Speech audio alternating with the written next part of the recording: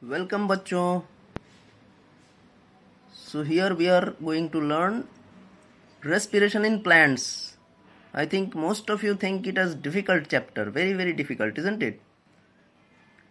Actually ये क्या है? ये cellular respiration है. It takes place in the cell. Each cell of the plant undergoes this change. What happens? We get energy. Energy कहाँ से मिलती है हमको? Food से. We get energy from the food. In plants also the same thing. They also get energy from the food. Now here what happens? जब भी हम खाना खाते हैं वो खाना हमारे शरीर में डाइजेस्ट होता है. डाइजेस्ट होने के बाद क्या क्या बनते हैं? हम प्रोटीन खाते हैं, हम कार्बोहाइड्रेट्स खाते हैं, हम लिपिड्स खाते हैं, बहुत सारे चीज़ें खाते हैं. We take lot of things and they undergo oxidation, the cellular oxidation. The cellular oxidation produces energy. Okay, so we continue from here. Respiration in plants. Energy comes from sunlight. We all know that energy comes from sunlight. The plants prepare their food from sunlight by photosynthesis. This food, ये जो खाना बना photosynthesis के द्वारा, वो animals लोग खाते हैं. एनिमल्स लोग खाने के बाद वो खाना क्या होता है? Plants also do the same thing. They also oxidise the food.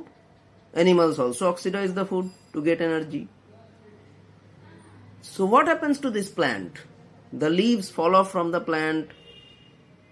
पत्ते झड़ जाते हैं. फिर पेड़ पौधे जब सेनेसेंस हो जाती है, जब ओल्ड एज हो जाती है, तो वो मर जाते हैं. प्लांट्स भी डेथ होती है, उनकी भी डेथ होती है. तो after death what happens to this plants?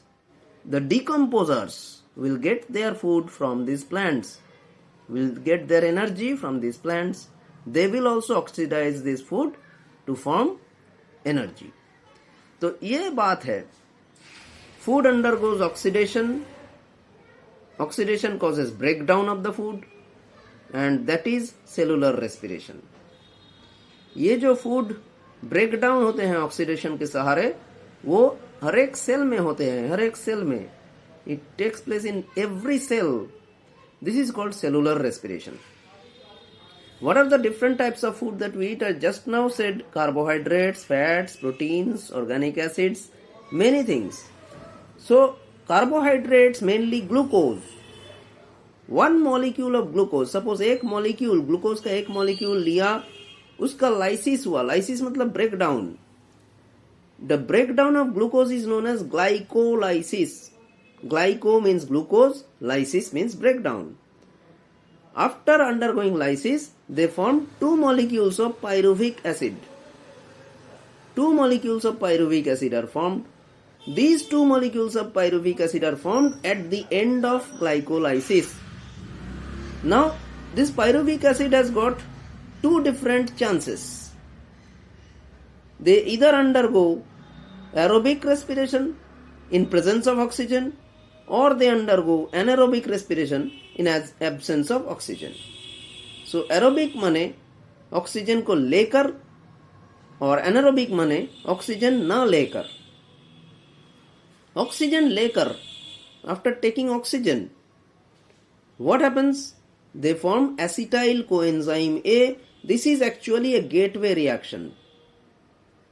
Forming acetyl coenzyme A from pyruvic acid using oxygen is known as gateway reaction, and that which is not taken means anaerobic respiration. The anaerobic respiration causes two things.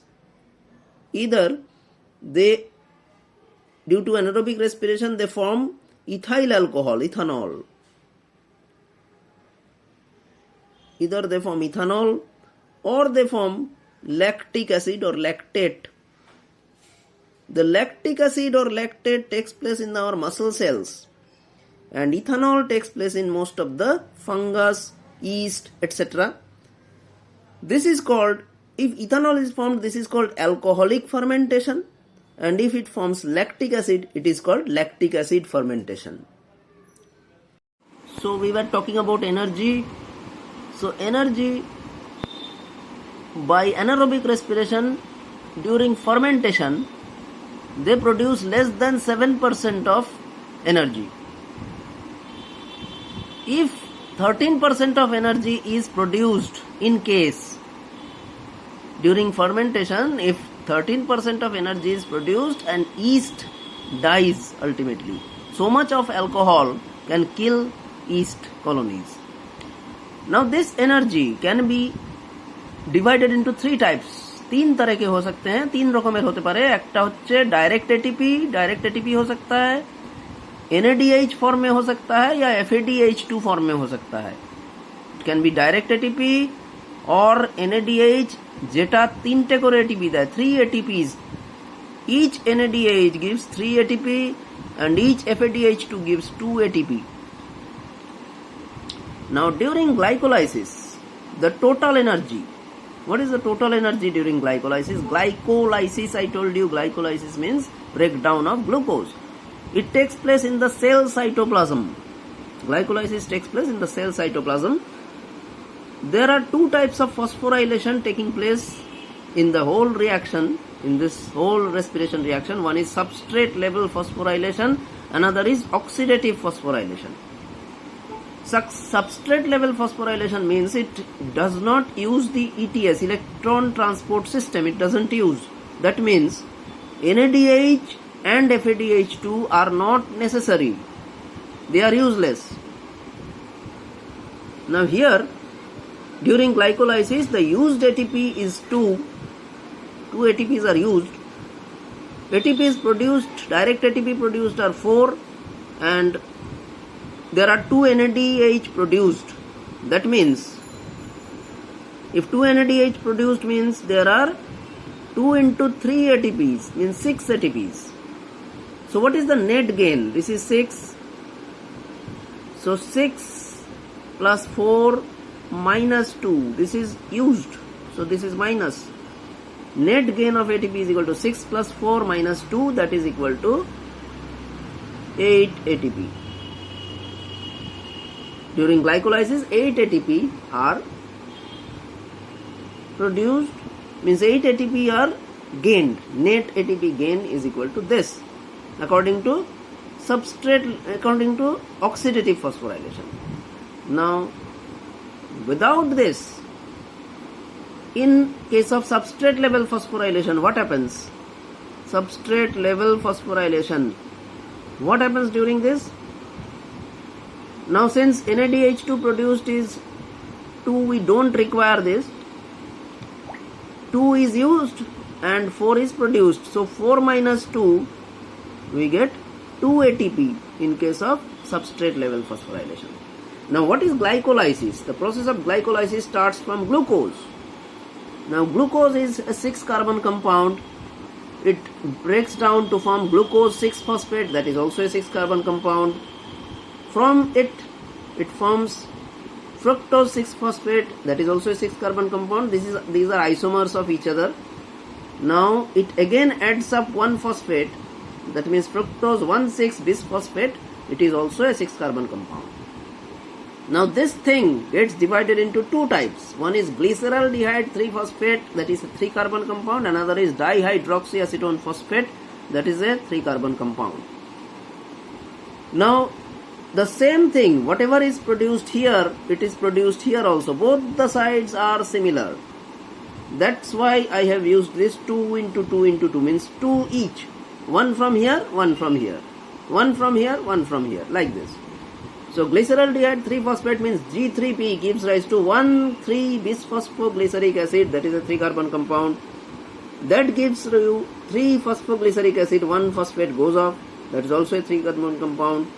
From 3-phosphoglyceric acid we come to 2-phosphoglyceric acid, that is a 3-carbon compound. From this we get phosphoenol pyruvic acid, that means PEP, that is also a 3-carbon compound.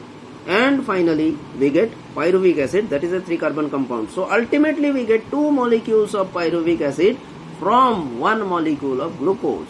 That is glycolysis. So very fast revision of glycolysis is like this. Glucose 6-phosphate, fructose 6-phosphate, fructose 1,6-bisphosphate. From there we get G3P and DHAP. From there we get 1,3-bisphosphoglyceric acid. From there 3-phosphoglyceric acid. From there 2-phosphoglyceric acid. From there phosphoenol pyruvic acid, PEP. From there we get pyruvic acid. Now this pyruvic acid undergoes a gateway reaction. This gateway reaction, here we get 2-NADH. During gateway reaction means conversion of pyruvic acid into acetyl coenzyme A. How does it occur? How does this conversion takes place? Means pyruvic acid gains a coenzyme A and releases a carbon dioxide. One carbon dioxide releases means one carbon gone. That means 3 carbon minus 1 carbon, we get 2 carbon compound over here, that is acetyl coenzyme A. This is a link reaction between glycolysis and Krebs cycle. Acetyl coenzyme A is a 2 carbon compound. It reacts with 4 carbon compound which is already present in mitochondrial matrix. Now from oxaloacetic acid it forms citric acid, that is a 6 carbon, 4 plus 2 makes 6. From there isocitric acid, that is a 6 carbon compound. From there we get a carbon dioxide is released, that means 1 carbon is released. We get 5 carbon compound alpha ketoglutaric acid. Here 1 NADH is released.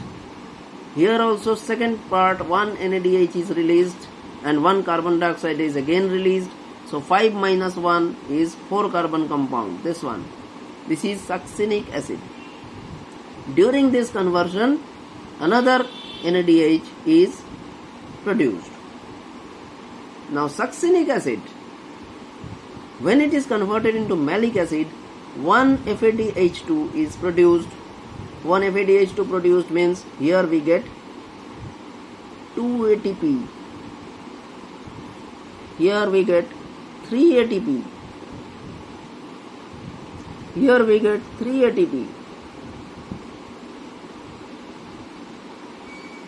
And here again from malic acid to oxaloacetic acid, both are 4 carbon compounds. We again get 1 NADH, that means 3 ATP.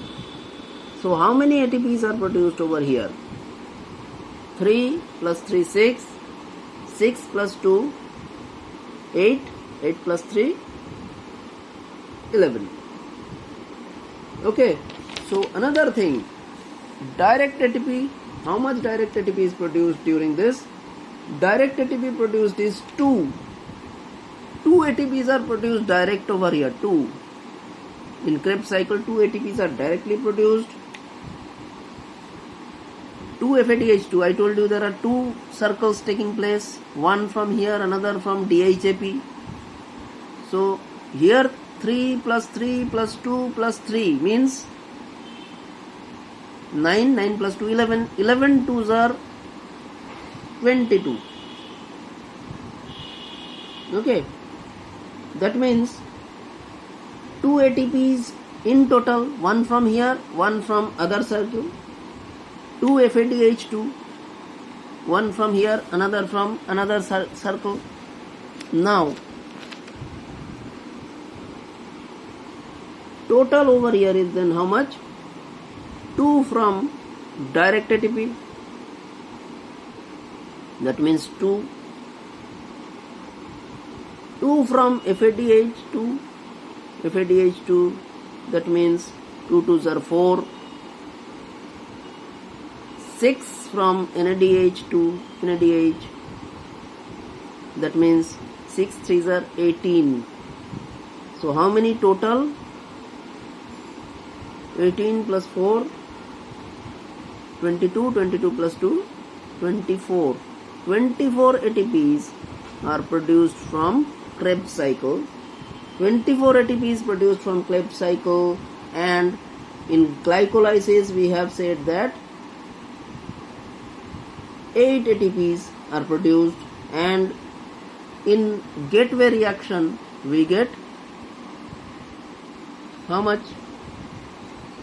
In gateway reaction we get 2 NaDH2. 2 NaDH2 means 2 into 3, that means 6. So 24 plus 6 is 30 and glycolysis is 8. Glycolysis 8 ATPs. Krebs cycle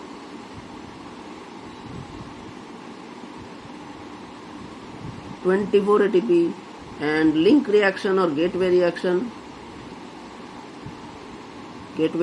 we get 6 ATPs. That means total 38 ATPs of energy are produced in aerobic respiration. Thank you. So if you like this video, please share it with your friends and kindly subscribe the channel. Thank you.